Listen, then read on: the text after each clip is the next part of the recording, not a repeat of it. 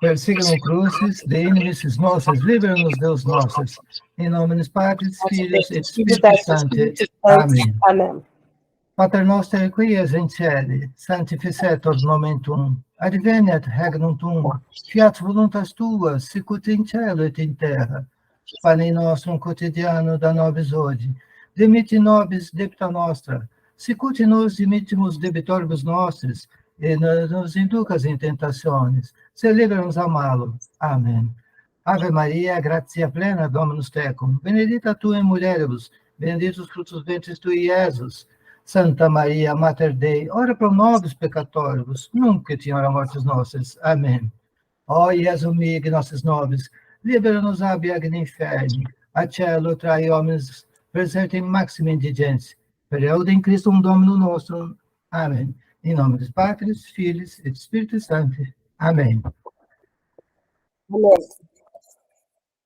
Muito bem, bem-vindo a todos, os novos visitantes aí, Aristides, Rosa, talvez entre mais alguém aí, porque eu ando fazendo alguns convites, mas nós vamos dar, então, início a esse nosso estudo bíblico de hoje. Como a gente já vem fazendo uma caminhada, e eu sempre gosto de lembrar que nós vamos fazer como uma abelha. Nós vamos nos deparar em algumas flores que têm um pouco mais de mel, e vão ser mais rápidos em outras flores que não têm tanto mel, certo? Sempre buscando os ensinamentos dos Santos Padres, né? Os Santos Padres fizeram marcos ao longo da Bíblia, dizendo para nós que ali estava tal vontade de Deus, ou que Deus ali estava nos alertando para algo mais importante, né? E hoje, ali estamos no livro do Gênesis, né? Vamos abrir a nossa Bíblia, ali no livro do Gênesis, nós vamos ver ali no capítulo 18.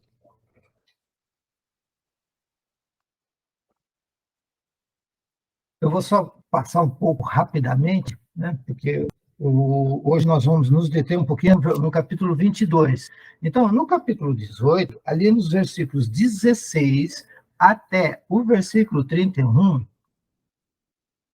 Deus está nos enviando uma grande mensagem. Aquilo que os grupos de orações precisam ter muito forte em seu coração. Que não só os grupos de orações, todo católico, né? E que, infelizmente, muita gente ainda não compreendeu a necessidade da intercessão, como é importante a intercessão, como nós precisamos interceder uns pelos outros. A exemplo do que nós fazemos na consagração total à Sempre Virgem Maria, quem faz sabe disso, quem já fez sabe que é bom todo ano renovar, e ali você faz a ladainha da humildade, né? É uma das orações cotidianas que você faz até durante aqueles 30 dias que antecedem, e você também é alertado para que você deixe de pedir por você. O consagrado a Sempre Virgem Maria, ele sabe que não deve pedir por ele. Ele vai sempre interceder pelos outros, pelas necessidades, não apenas dos seus entes queridos, não só por os seus amigos, mas por pessoas que às vezes nós não conhecemos, né? Por pessoas que às vezes nós jamais venhamos a conhecer. E, a exemplo disso, apenas como exemplo, todos os dias eu rezo o terço, pelo menos de manhã, né? E ele é meditado. E cada dia eu escolho 5, vamos dizer assim, motivos, né? Pelos quais eu quero interceder. Ora pelos professores, ora pelos casados que estão com problemas de relações matrimoniais, enfim. E é isso que essa parte da Bíblia está nos dizendo, né? Que ali, do versículo 16, do capítulo 18, até o versículo 31, o que você vê ali é uma clara intercessão. Um homem humilde, simples, para olhos olhos desavisados, poderia parecer um homem arrogante. Não é. Um homem extremamente humilde, que ele toma para si a incumbência de interceder por uma cidade inteira. Ele começa a negociar com Deus. Senhor, se o Senhor encontrar 40 pessoas ali justas, o Senhor vai destruir a cidade. Então, nós vemos essa importância. Ele tinha parentes ali? Sim, sim. Ele tinha parentes ali.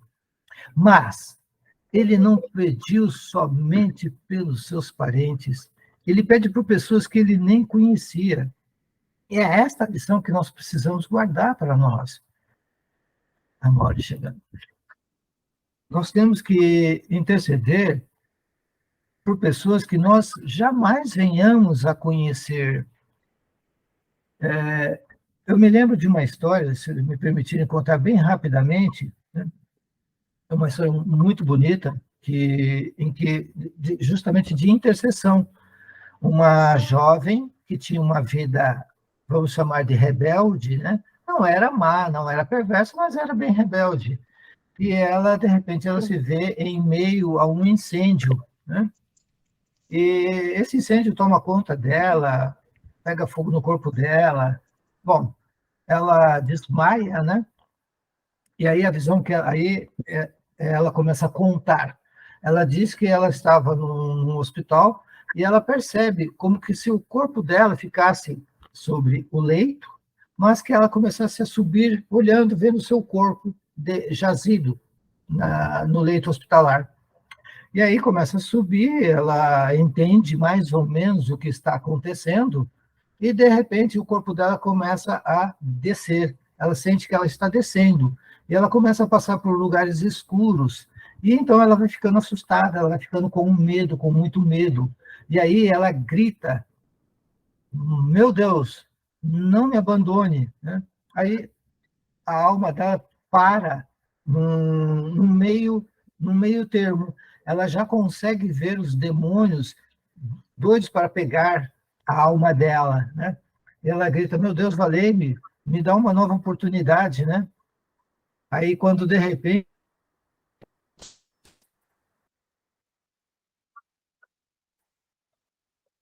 como Tá que travando. tivesse Travou. a, Travou, seu cara. puxa, só um minutinho. Voltou? Voltou. O último pedacinho Tudo da bem? moça aí a gente não entendeu. Tá. Quando a alma dela está descendo, ela começa a ver já os demônios pronto para pegar a alma dela. O que acontece? Ela clama por Deus, e aí como que um manto abre as nuvens, né? E aparece, então, ela diz que é uma mulher muito bonita, uma mulher que diz que ela... Por que ela teria essa nova chance, né? Por que ela deveria ter essa nova chance? Aí ela não encontra palavras, né? Aí a gente sabe que é a Virgem Maria, né? Essa mulher com o seu manto, afasta mais algumas nuvens que permite que ela olhe. Aí ela olha assim, por entre essas nuvens e ela vê um homem ajoelhado, chorando diante de um jornal. Aí ela fica sem entender muito bem o que era aquilo, né? Aí a mulher do manto explica para ela que aquele homem não a conhecia, estava debruçado sobre o jornal que falava do acidente dela, do incêndio, e que ele estava chorando com pena daquela mocinha que ele não conhecia, tão nova, tão bonitinha, e estava para morrer vítima daquele incêndio, né? Aí ela se comove, e do que ela se comove, ela sente que a alma dela começa a subir novamente, né? E ela volta à vida no hospital. Passado alguns anos, ela estava viajando a negócios, né, da empresa que ela estava trabalhando, e ela viu, passando assim pela zona rural, ela viu uma casinha sempre saindo fumacinha assim por uma chaminézinha, né? E ela sentiu um desejo louco de ir naquela casa. E ela vai. Qual a surpresa dela quando ela vê o homem que tinha rezado por ela? Gente, essa história me deixou assim, extremamente comovido. Existem outras histórias como essa, mas acho que já ilustrou bem como é importante nós O poder da rezarmos intercessão, né? por quem a gente não conhece. Como isso é importante. Isso para Deus tem um gosto especial. Claro que Deus quer que você reze pelos seus familiares. Deus quer que você se preocupe também com a sua salvação. Mas quando você se dedica a alguém que você até nem conhece, parece que para Deus tem um gosto maior. Então, os santos padres sempre enxergaram aqui, nessa passagem, como que um alerta para nós, que um meio de nós nos salvarmos é não nos preocuparmos com a nossa própria salvação. Mas, claro que é preciso saber compreender isso, né? Mas que o nosso foco deve ser o nosso irmão. É exemplo do capítulo 4 do livro do Gênesis, né? Quando Deus pergunta para Caim, aonde está o seu irmão? Nós temos que saber dar essa resposta. Muito bem. Nós vamos ver ali no versículo 32, e eu acho interessante a gente dar uma paradinha, capítulo 18, versículo 32.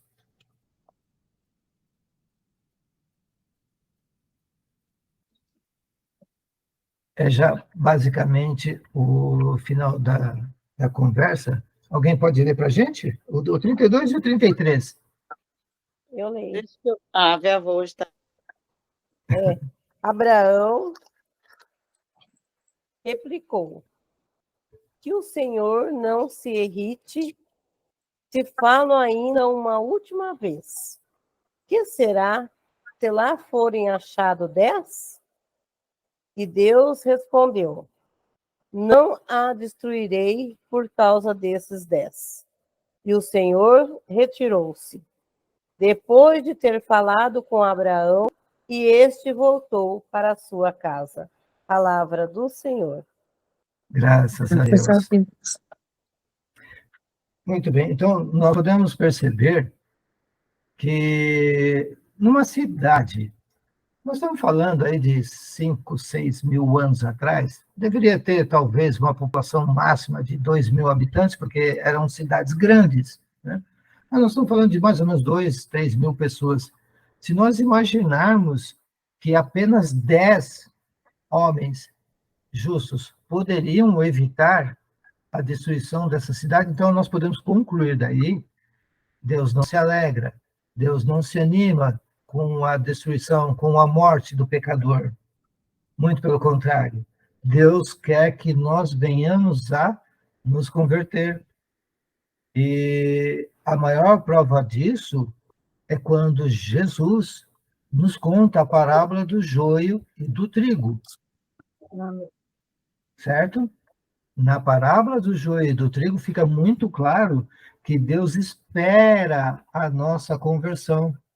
Deus espera que entre o trigo, aquele joio possa ser mudado. É isso que eu não tinha entendido antes, né?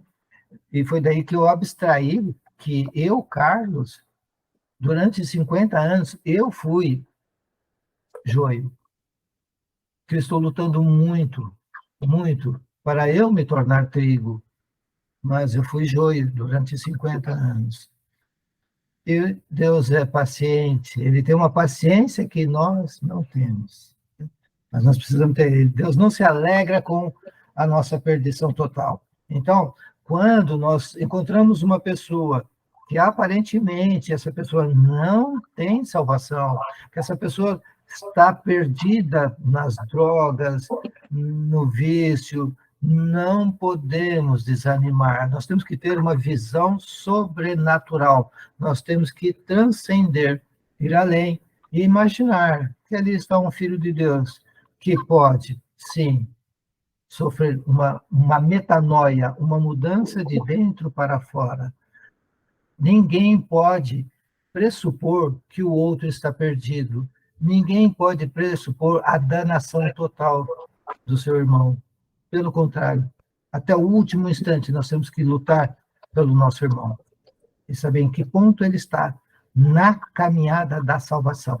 É isso que Deus quer saber de nós. Muito bem.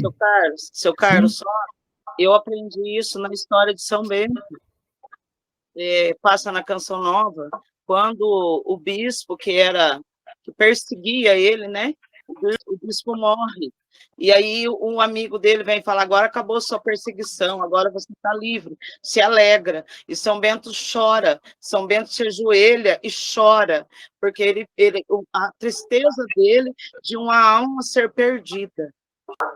Então, aquele momento do filme inteiro foi o momento que mais me marcou, de pensar que as pessoas, a gente, nem um minuto, até o finalzinho, enquanto há vida, há esperança.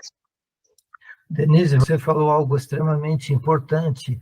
O católico, ele não é vingativo. O católico não é aquele que fica desejando o mal para o próximo, a sua morte, a sua perdição. Que o fulano vá para o inferno. Isto não é a atitude de um fiel católico.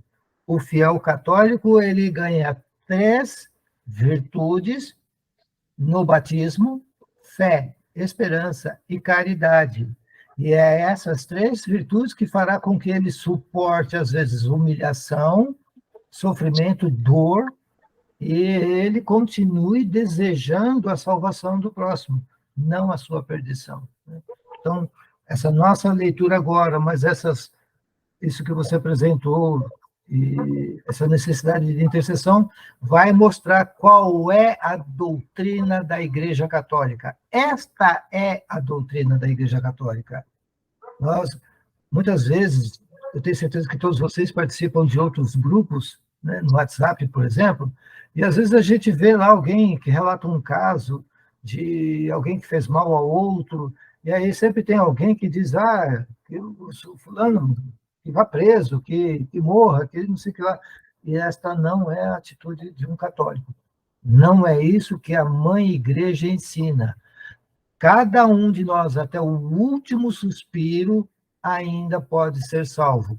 Não podemos pressupor a danação de ninguém, mesmo daquele que se matou, que nós sabemos que é algo que abomina a Deus, que Deus não gosta, né? Que você tire a sua própria vida. Ninguém tem o direito de dizer quem vive e quem morre, ninguém.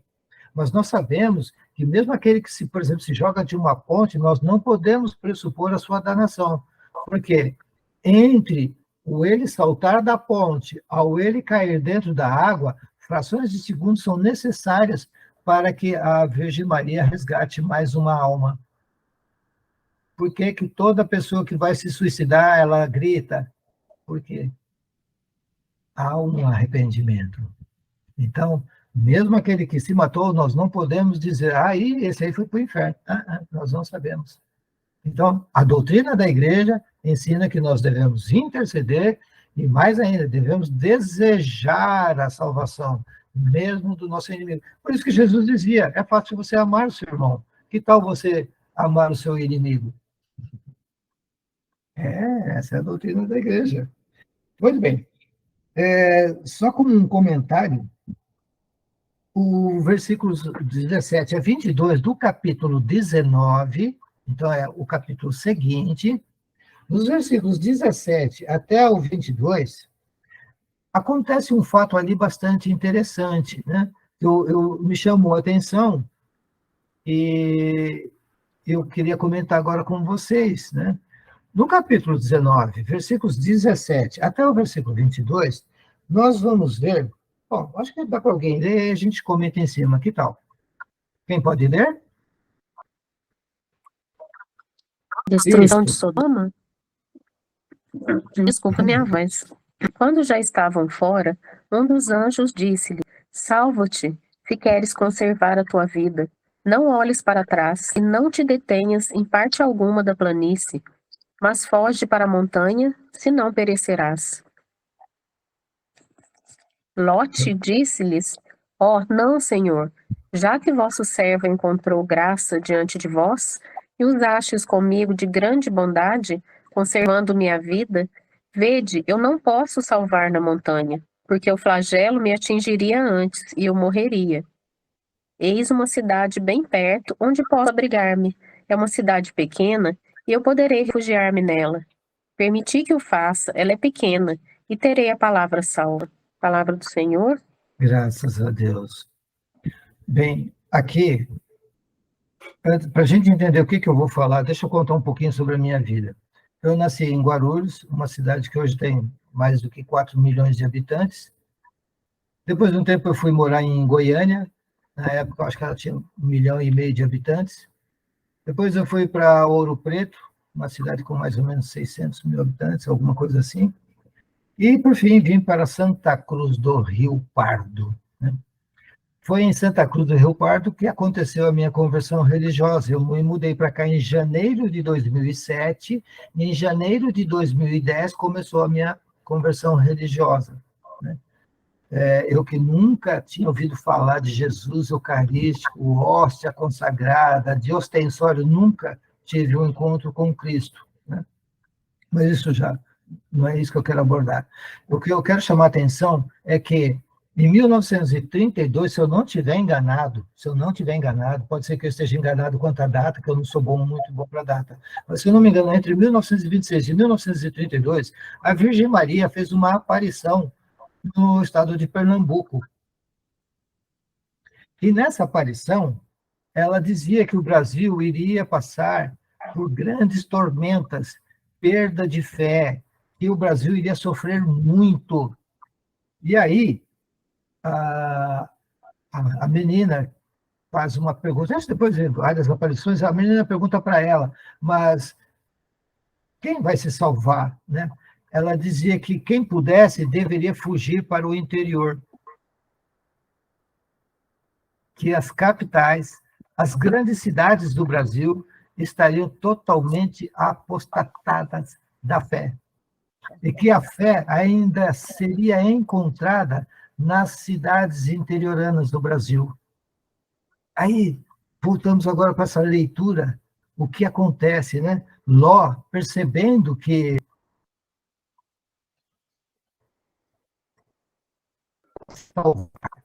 ele queria se salvar, ele queria salvar a família toda. Ele sabia que ele não ia conseguir chegar aonde os anjos tinham marcado para ele. Ele pede para que o anjo permita que ele vá para uma cidade pequena. Perceberam? Olha lá.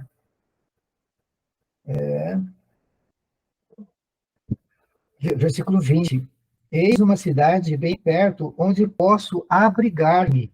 É uma cidade pequena, e eu vou me refugiar nela. Os santos padres tinham alertado isso. Olha como tudo casa, gente. Olha como as coisas de Deus, elas têm uma coesão, né? Tem um fio condutor. Tem gente que fica se preocupando, né, seu Carlos, com o refúgio, mas a própria palavra diz que a nossa casa é a casa de oração e é o refúgio onde Deus habita, né? Então a gente tem que pensar que a nossa casa é um lugar onde habita Deus. Por isso que nossa casa não pode ter briga, discussão, ser um lugar da presença de Deus mesmo, né? Sim, sem dúvida. Porque, voltando para a leitura aqui, como é importante nós estarmos em comunhão com a vontade de Deus. Né? Você vê que o anjo, obviamente, poderia dizer para Ló, não, vai para onde eu estou te mandando. E permitiu que ele se refugiasse numa cidade pequena. Então, é nas cidades pequenas, né? Cidades como Santa Cruz do Rio Pardo, enfim, essas cidades com menos de 300 mil habitantes são consideradas cidades pequenas. E nós percebemos que a espiritualidade nestas cidades é muito maior. É visível isso, né? Ainda, sabe, se conserva essa fé, essa piedade popular que você não encontra mais nas grandes cidades. Pode falar, Mirella. Então, e eu acho importante porque a gente nas cidades menores, a gente tem mais oportunidade de encontrar os irmãos em Cristo, sabe? As pessoas de Deus se atraem, né, seu Carlos? Como é impressionante isso. E aí, assim, uma vai puxando as outras, a gente vai descobrindo lugares, grupos, comunidades que cada vez mais nos aproximam do Senhor, não é mesmo? É impressionante como as pessoas de Deus se atraem. É maravilhoso isso, porque a gente só sente uma força maior, né? Claro, A cada isso vez ficar mais. Uai, Mirela, mas eu isso me que você... uni aí ao povo de Santa Cruz, ó, pra você ver como é que eu tô longe. Isso que você disse é uma verdade tão grande, né? Porque nós precisamos estar próximos. E nas cidades pequenas fica mais fácil nós nos aproximarmos do que na cidade grande, onde você mal conhece o seu vizinho, o cara que está no apartamento de cima, no apartamento do lado, você não tem nem ideia de quem seja, né? E isso também me faz lembrar uma passagem na Bíblia em que São Paulo, ele não queria entrar numa cidade e Deus fala para ele, vá porque eu tenho um grande exército nesta cidade. Nesta cidade. Meu Deus. Então, sabe, nós não podemos desdenhar das forças de Deus, jamais. Né? Não é porque era uma cidade pequena, mas ali tinha um exército enorme de Deus. Olha que beleza, né? E era uma cidade pequena. É tudo um propósito. Gente, tá trovejando, viu? Por isso que às vezes tá dando uns negocinhos na internet. Eu sofro muito com isso aqui. Vamos então já diretamente para... não, antes tem ali no versículo 21, perdão, no capítulo 21, o capítulo 21 vai ser o corolário da nossa última leitura, né? Da semana passada, retrasada. Passada mesmo. Não, retrasada, né? Semana passada nós não tivemos esse encontro, é verdade, desculpe. O senhor chegou a postar a gravação desse último Não encontro que foi feito, que eu não achei. Não houve, por isso que eu não Por isso que eu tô falando lá, o time dele lá. está acontecendo hoje. Né? Então, ó, o versículos 1 a 3 do capítulo 21, nós vamos perceber ali, bom, vamos, que alguém possa ler. Maureen, você pode ler para a gente, Maureen? Posso sim. Por favor. O Senhor visitou Sara como ele tinha dito e cumpriu em seu favor o que havia prometido. Sara concebeu e, apesar da sua velhice, deu à luz um filho, a Abraão no tempo fixado por Deus. Palavra do Senhor. Graças a Deus. Gente, É só até o 3, é o 2, né? não, tá bom. Pega a ideia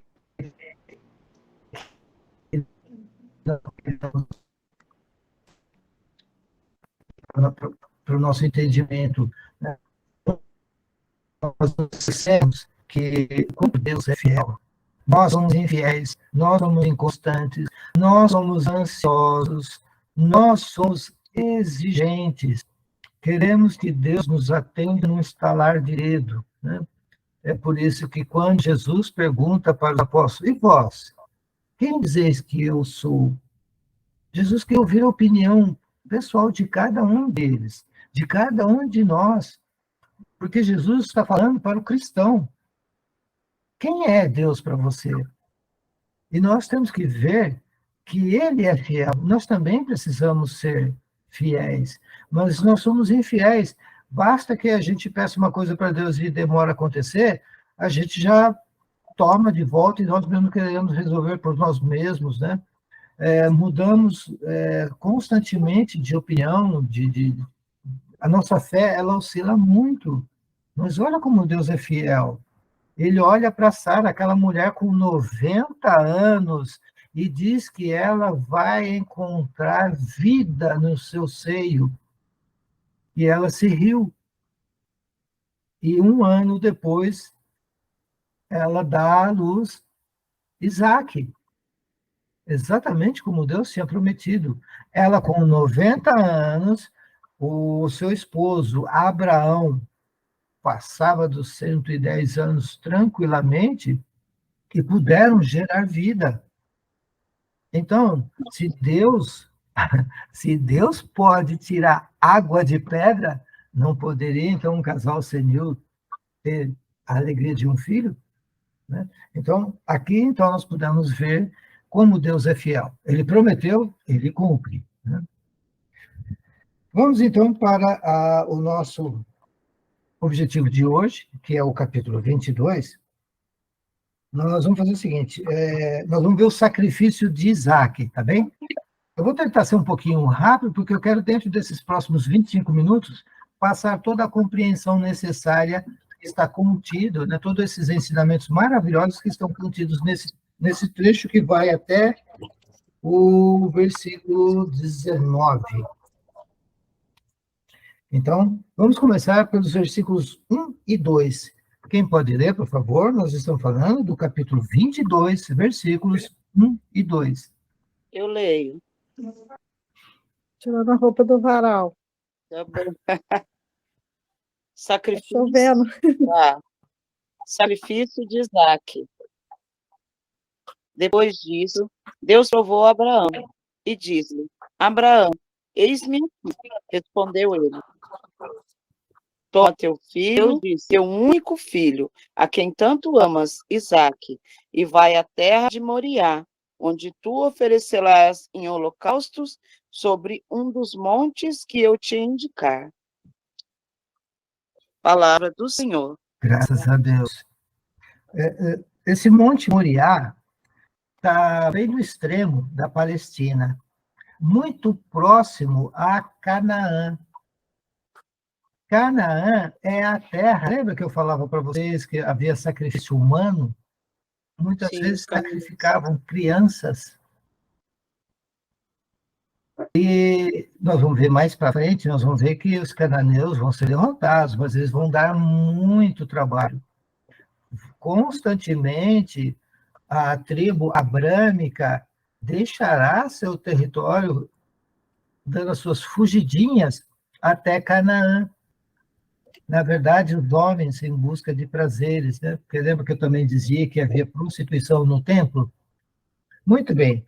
E o que nós estamos vendo aqui é que o Abraão está com o seu filhinho ali já com seus 12 anos de idade, e Abraão não teve mais outro filho. Ele teve aquele filho com uma escrava, lembram-se?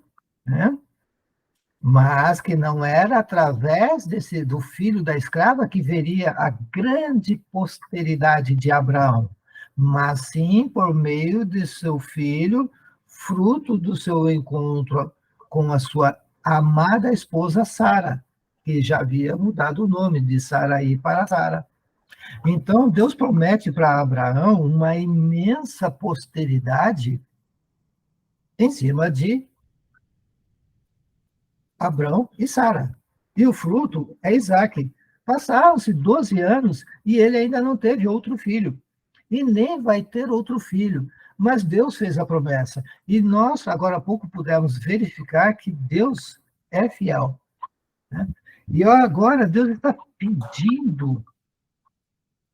Ele está pedindo algo para Abraão, que é, puxa vida, toma teu filho, teu único filho, a quem tanto amas, Isaac, vai à terra de Moriá, onde tu o oferecerás em holocausto, que era justamente o que os cananeus faziam. Ofereciam vítimas, crianças, para Moloque, o deus Moloque, que nada mais é do que um demônio. É? Às vezes, Deus nos pede coisas difíceis, mas Deus sabe tudo, o Senhor sabe tudo, só tu tens palavras de vida eterna. Então, cabe a nós, na nossa ignorância, na nossa pequenez, obedecer. Abraão é o pai da fé. Abraão é o pai da obediência. Ele é obediente. Vamos seguir em frente com as nossas leituras? Vamos agora aos versículos 3 até o 5. 3, 4 e 5. A Carol, que acabou de chegar, não quer ler para a gente, Carol? Ela nem sabe, coitada, qual capítulo nós estamos. Carol, nós estamos no livro do Gênesis, capítulo 22. Eu tenho que abrir a Bíblia aqui. A gente estava em comunicação. Você estava com internet, Quer que eu falando leia? tudo normal aí? Alô? Estava assim, Carol. Sim. Tá com tempo de chuva, tem Aí alguns uma lugares que já está chovendo. Ah, Porque aqui, aqui tinha sumido tudo. Lê para mim, Mauri. Leio. O senhor pode repetir, seu Carlos? 3, 4 e 5. Do capítulo 22. Como? Versículos 3, 4 e 5. 3, 4 e Isso. 5. Ao terceiro dia, levantando os olhos, viu um lugar de longe. Ficai aqui com o jumento, disse ele aos seus servos. Eu e o menino vamos até lá para diante adorar e depois voltaremos a vós. Palavra do Senhor. Graças a Deus. Muito bem. Aqui nós estamos vendo que Abraão está obstinado em executar a ordem de Deus. Ele toma, então, um jumento, né? E aí ele chega num ponto, ele para e fala assim para os escravos, para os empregados, ficai aqui com o jumento. Eu e o menino vamos lá adiante para adorar e voltamos depois para vós.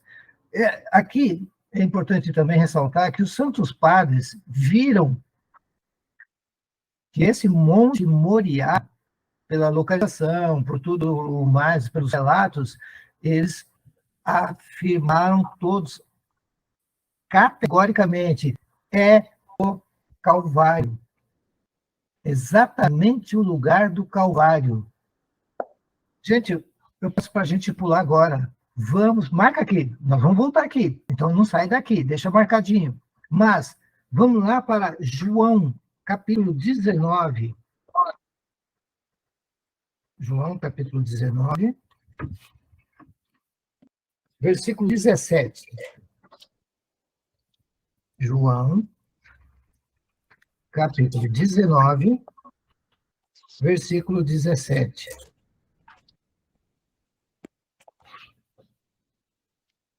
Todos encontraram? Sim.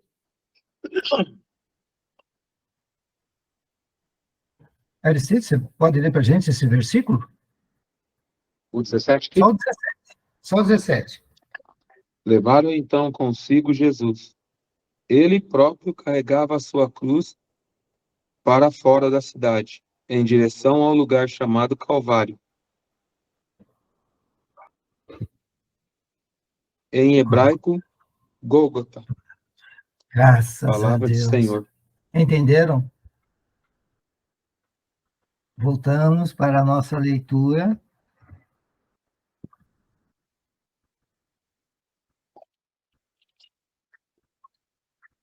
Versículo 5. Ficai aqui com o jumento, disse ele aos seus servos. Eu e o menino vamos lá mais adiante para adorar, e depois voltaremos a vós. Então, o que nós podemos ver é que no versículo 3, no dia seguinte pela manhã, Abraão pegou seu jumento, tomou 2 servos, Isaque, seu filho. Tendo cortado a lenha para o holocausto, partiu para o lugar que Deus tinha indicado. Então, o que nós podemos ver é que é uma prefiguração. Aqui está prefigurando o sacrifício de Cristo. Vamos em frente? Vamos versículos 6, 7 e 8. Quem pode ler? 7, 8? 6, 7 e 8. Eu posso. Tá. Pode ler, então. Abraão tomou a lenha do holocausto e a pôs aos ombros de seu filho Isaque, levando ele mesmo nas mãos o fogo e a faca. E enquanto os dois iam caminhando juntos, Isaque disse a seu pai: Meu pai. Que há, meu filho? Isaque continuou: Temos aqui o fogo e a lenha, mas onde está a ovelha para o holocausto? Deus respondeu-lhe: Abraão providenciará ele mesmo uma ovelha para o holocausto, meu filho. E ambos juntos continuaram o seu caminho. Palavras do Senhor. Graças a Deus. Vocês estão vendo? Isaac toma a lenha sobre os ombros e vai para o holocausto. Jesus tomou consigo a cruz é o quê? A cruz é madeira, a madeira é lenho. Lenha. E ele mesmo foi para o Calvário, foi para o Monte Moriá, aonde Abraão leva o seu filho. Vejam que quando eu falo para vocês que o Antigo Testamento é uma sombra do Novo Testamento, o Antigo Testamento aponta para o Novo Testamento e o Novo Testamento o acolhe e dá cumprimento ao Velho Testamento, olha aqui a prova, né? Olha a prefiguração. Vamos continuar. Dos versículos 9 até o 12. Quem pode ler? Eu leio. Quando chegaram ao lugar indicado por Deus, Abraão edificou um altar, colocou nele a lenha, ligou Isaque, seu filho, e pô-lo sobre o altar em cima da lenha.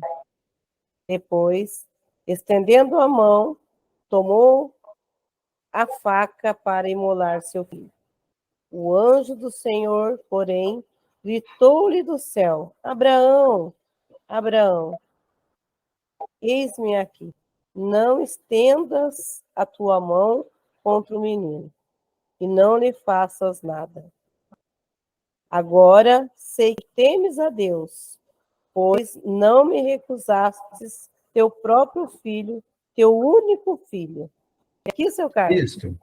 Palavra do Senhor. Graças a Deus.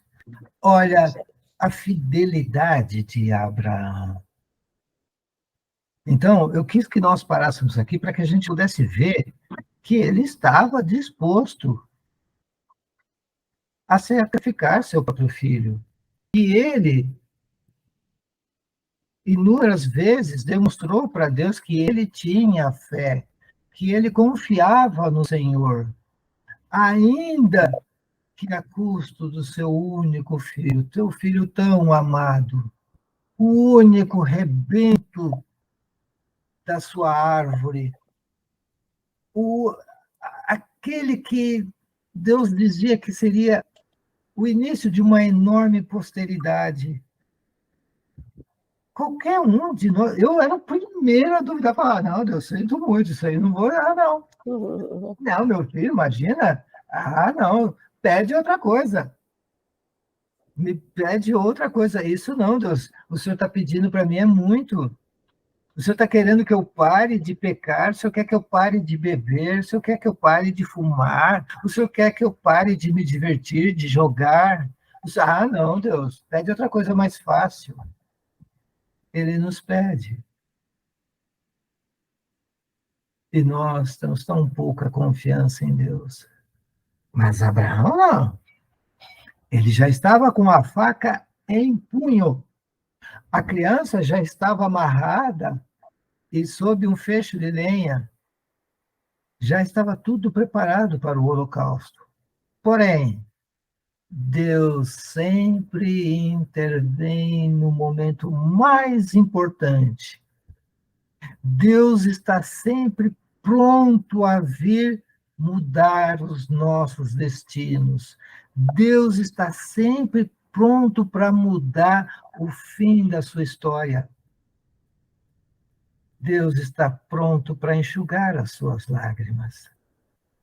Este é o nosso Deus. Um Deus maravilhoso. Sigamos em frente. Agora, 2 versículos, 13 e 14. Abraão, levantando os olhos, viu atrás dele um cordeiro preso pelos chifres entre os espinhos, e tomando-o, ofereceu-o em holocausto, em lugar de seu filho. Abraão chamou a este lugar Javé e Iré, de onde se diz até o dia de hoje, sobre o monte de Javé e Iré. Palavra do Senhor. Graças Graças a Deus. Note, lá no versículo 8, olha o que o versículo 8 diz, né? Deus, é o Abraão que está falando, Deus providenciará ele mesmo uma ovelha para o holocausto, meu filho. E ele não providenciou mesmo? Providenciou o próprio filho. Deus providenciou o seu próprio filho para o holocausto. Deus não aceitou o sacrifício do único filho de Abraão, mas Deus aceitou o sacrifício do seu próprio único filho. O único sacrifício que é a Deus é aceito é o do seu próprio filho. É por isso que a missa é para nós muito importante. É por isso que na missa você tem que se transportar, saia dali. A missa está te levando para o Calvário de Cristo, aonde acontece o único sacrifício aceito por Deus Pai. É por isso que eu insisto, na missa são perdoados todos os pecados veniais, é na missa que as almas que já estão purificadas ascendem para contemplar Deus, é naquele momento, né, do memento, da consagração, logo após a consagração um instante antes da consagração da hóstia, um instante antes da consagração da hóstia, é que, então, os anjos descem para, em volta do altar, já poder levar aquelas almas que já estão purificadas. É por isso que nós temos que rezar pelas almas dos fiéis defuntos. Ninguém pode pressupor também, atenção, a doutrina da igreja diz que nós não podemos pressupor que alguém foi para o inferno, mas também essa mesma Santa Mãe Igreja nos ensina que nós não podemos pressupor que a alma de alguém já está contemplando Deus, já está no céu. Não podemos. Nós podemos diminuir o tempo de purificação das almas que estão no purgatório através das nossas orações. Então, você não pode pressupor que o seu irmão está no inferno, mas também não deve pressupor que o seu irmão já está contemplando a face de Deus. É por isso que nós temos que sempre rezar pelas almas, principalmente aquelas que não têm mais ninguém que reze por elas, as mais antigas. Muito bem, então nós podemos ver aqui que Deus providenciou para o Abraão uma ovelha, e é exatamente uma ovelha mesmo. É por isso que Jesus é chamado Cordeiro de Deus, aquele que tira o pecado do mundo, porque ele vai ser o Cordeiro imolado. E aqui, quando Abraão levanta os seus olhos, ele vê o quê? Uma ovelha presa pelos chifres. E aí, ele não precisa mais sacrificar o seu filho. Então, para a gente concluir, né, nós vamos agora ler os versículos 15 até o 19. Quem pode ler, por favor? Eu leio. Pela segunda vez chamou o anjo do Senhor a Abraão do céu e disse-lhe: Juro por mim mesmo, diz o Senhor, pois que fizeste isto e não me recusaste o seu filho, teu filho único, eu te abençoarei. Multiplicarei a tua posteridade como as estrelas do céu e como a areia da praia do mar. Ela possuirá a porta dos teus inimigos, e todas as nações da terra não comerei nada enquanto não expuser o que tenho a dizer. Não, acho que ela pulou. É isso que eu vi. Abraão explicou que o Senhor não se irrite, se fala ainda uma última vez. Acho que pulou ainda, Mauri. Nossa. Capítulo 22. Você pulou uma folha. As nações da terra desejarão. Versículo 18, né? 18 e 19.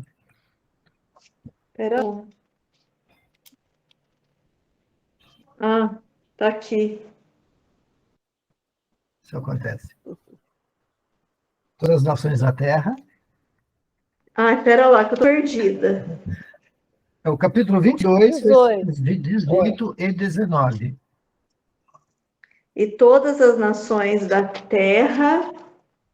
Isso. Serão A bem. Bíblia da minha mãe está faltando. Ah, não, pera lá. Desejarão ser benditas como ela, porque obedeceste à minha voz. Abraão voltou então para os seus servos, e foram juntos para Bersabeia, onde fixou sua residência. Palavra do Senhor. Graças a Graças Deus. a Deus. Muito bem, aqui nós temos um corolário, né, que nós podemos abstrair, que é o seguinte, vamos voltar um pouquinho só para que a gente entenda esse fechamento aqui, ok? Então, nós vamos ver que Abraão, ele sai do Oriente, ele segue por todo aquele quarto minguante, aquela faixa de terra que é muito produtiva, uma faixa de terra ela é permeada pelo deserto, mas ela é uma faixa de terra muito boa. E ele vai parar lá na Palestina, onde nós hoje chamamos de Palestina, né? Que é a terra onde Jesus vai nascer mais para frente. E lá, então, acontece que Abraão se torna o pai da fé, porque ele obedece, ele sai de um lugar onde ele está tranquilo com a sua família, pai, mãe, os irmãos, todo mundo ali por perto, e vai para esse lugar. Lá ele encontra, então, duas únicas tribos que temem a um Deus único, quando o resto da terra era politeísta, adoravam diversos deuses. Haviam duas tribos, os sinaitas, né? E agora me fugiu o nome da outra tribo. As duas tribos que criam um Deus único. Abraão, então, agora, por obediência a Deus, ele consegue, então, um filho, ele foi prometido. E esse único filho, Deus o pede em holocausto. E mesmo assim, Abraão não perde a fé em Deus. Abraão, ainda obediente, faz o quê? Ele segue esse caminho. Então, gente, a salvação, veja que ela veio do Oriente, né? Podemos dizer que ela veio do Oriente. Jesus é o sol nascente. Lembra que eu falava que o sol vem do Oriente para o Ocidente, né? O sol nasce no Oriente e se põe no Ocidente. E que as igrejas, antigamente, elas tinham as suas portas voltadas para o Oriente, para receber esse sol nascente, esse sol que nunca se põe, que é Jesus Cristo. Infelizmente, hoje em dia, as igrejas não têm mais essa preocupação, né? E nós podemos perceber que sempre, nós vamos ver isso várias vezes, tá? Nós estamos vendo agora e nós vamos ver mais vezes, de que a salvação de Deus, ele escolhe um povo, sim, mas ele quer abrir para o mundo inteiro. Olha, aqui está a promessa que Deus faz, né? E todas as nações da terra, todas as nações, Deus não exclui nenhuma. E todas as nações da terra desejarão ser benditas como ela. Por quê? Porque o Abraão obedeceu. Abraão, que não é da Palestina, certo? Ele veio da Mesopotâmia. Ele que sai da Mesopotâmia, vai para lá, ele leva a salvação. É um estrangeiro. Está nos prefigurando que Jesus não é da terra. Jesus vem do céu para nos salvar. E ele vem do Oriente. Então, aqui é só uma prefiguração. Está se prefigurando que Abraão, um homem que veio do Oriente, vai trazer a salvação para todas as nações. Ok? Nós vamos ver inúmeras vezes o povo judeu é o povo escolhido de Deus, é o primeiro povo, mas que Deus sempre promete que a salvação vai se estender para todas as nações. E isso acontece por meio de Abraão. Então, nós já temos aqui, então, são 3 tribos, ok? Está faltando a quarta. Eu acho que lá, talvez já no próximo encontro, a gente já consiga entrar ali pela 4ª tribo que vai se juntar. Mas hoje aqui nós podemos entender que Deus é fiel. Nós temos que interceder uns pelos outros, confiar em Deus. Quando Ele nos pede um sacrifício, Ele nos dá as condições necessárias para que a gente possa cumprir aquilo que Ele pede. Deus não vai te pedir uma coisa que você não pode fazer. Deus não vai pedir um sacrifício que você não possa cumprir, que você não possa suportar. Deus vai providenciar Ele mesmo a ovelha para o seu sacrifício. Qual é a ovelha que Deus está te pedindo para que você sacrifique hoje? O que Deus está pedindo para que você mude na sua vida, para que você se entregue plenamente a Ele, para que você alcance essa salvação, mas não só essa salvação para você, essa salvação para sua esposa, para o seu esposo, para os seus filhos, a salvação para o seu vizinho, a salvação para os seus pais, a salvação para os seus colegas de trabalho. O que Deus está te pedindo? Sabe? Por mais difícil que possa ser, confie em Deus. Assim como Abraão confiou em Deus e ofereceu o seu próprio filho, seu filho único, o filho da promessa, porque Isaac é a promessa. É através de Isaac que nós vamos, no nosso próximo encontro, nós vamos ver as maravilhas que Deus prepara para nós. Mas essas maravilhas não vêm antes de você fazer sacrifício. Primeiro você faz o seu sacrifício. Deus já te chamou para ser salvo. Você é um eleito. Feliz dos eleitos. Porque quando se completar o número dos eleitos, nós saberemos que este mundo caduco, como nós o conhecemos, deixará de existir. Nós não sabemos quem é este último eleito. Nós não sabemos nem quem é o próximo eleito. Então, nós temos que interceder por todos. Nós temos que estar prontos para o sacrifício, nosso sacrifício, e que muitas vezes, agora me desculpe isso que eu vou falar, mas muitas vezes a gente tem um parente querido internado numa cama, jogado numa cama de hospital, a gente fica pedindo, Deus, salva ele, traz ele de volta. Talvez não seja essa a vontade de Deus. Então, o que nós precisamos aprender é sacrificar o nosso ego e dizer, Senhor, faça-se a tua vontade. Exatamente como nós rezamos agora no início, só que foi em latim, a oração do Pai Nosso, que nós concluímos agora dizendo, Pai Nosso, que estais no céu, santificado seja o vosso nome. Venha a nós venha a nosso reino, seja feita a vossa vontade, assim na terra como no céu. com o nosso cada dia dai hoje, perdoai as nossas nossas ofensas, ofensas, assim como nós perdoamos a que quem nos tem ofendido, e não nos deixe cair em tentação, mas livrai-nos do mal. do mal. Amém. Eu vos falei, em nome do Pai, do Filho e do Espírito Santo. Amém. Amém. Obrigado, pessoal. Ótima semana para todos. Fiquem com Deus. Que Deus os abençoe muito mais, né? Porque mais bênçãos estão sendo guardadas para vocês. Amém. Amém. Amém. Gente, vocês estão com muita pressa? Vocês têm compromisso agorinha? Não. Porque você queria falar alguma coisa, Mirella? Eu não, a Aline queria. A minha me picou. Ótimo. Vamos ver aí. A Mirella está com Covid, seu tô com cara, por isso que ela Covid, está de máscara. Oh, puxa vida. Não há de nada, você vai passar Deus bem. quiser. O Mirella tem dois participantes hoje, a Rosa e o Aristide com a gente hoje. Que bom, né?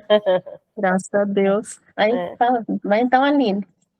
Aline, Se eu não vou minha precisarem filha de que vai terço, casar. Tá direitinho, né? Viu, pessoal? Se precisarem de terço, o Aristide faz. Nossa Senhora, legal. a própria Nossa Senhora ensinou ele a fazer. Que Que bem. legal. Mais lindo do que o outro. Olha que maravilhoso. Ele Deus reza e abençoe. Deus fala que o jeito que ele quer e a cor que é para cada um de nós. Você vê o que ele fez para mim de Nossa Senhora das Lágrimas? É de chorar. Olha que lindo. É. Deus te Deus abençoe, abençoe. Aristide. Terça amanhã, gente. Hã? O terça A amanhã na terça gruta, Ah, sim. na Cufaria. Quem puder Ah, ajudar a eu, intercessão. eu trabalho à noite.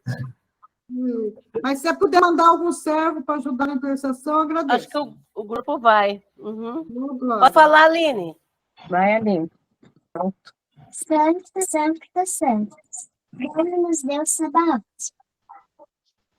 Pleno no cielo, a terra glória é tua.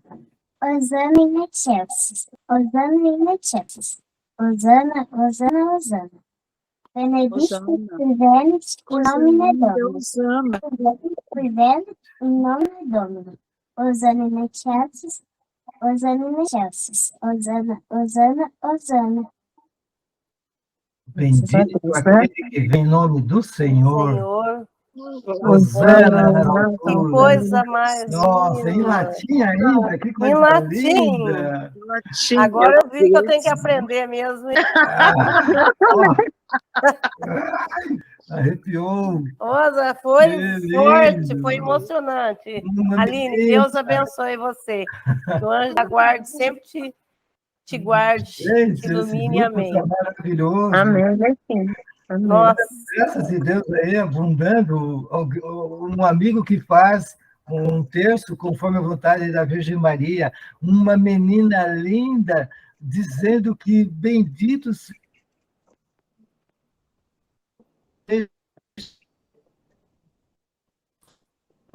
Não, Tá bom. graças a vocês. Nossa, sem palavras. tem palavras mesmo, né? Puxa vida, deu água, gente. Fique Tá com bom, Deus. se Deus quiser, né? Até o Até o próximo próximo encontro.